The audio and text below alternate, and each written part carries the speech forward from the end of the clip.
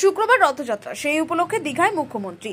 রথের দিন সোনার ঝাড়ু দিয়ে রাস্তা পরিষ্কার করে রথযাত্রার সূচনা করবেন মমতা। তার আগে আজ বুধবার সেখানে পৌঁছে গেলেন তিনি।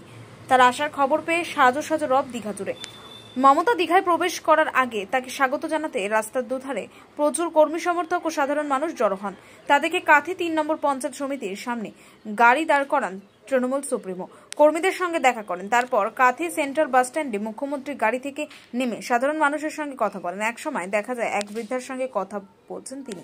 স্বাভাবিকভাবে মুখ্যমন্ত্রীকে হাতের কাছে পেয়ে উচ্ছ্বসিত হয়ে পড়ে জনতা। জনসংযোগের মাঝে মারিস্তা থানায় যান মুখ্যমন্ত্রী। পুলিশ আধিকারিকদের সঙ্গে কথা বলেন তিনি।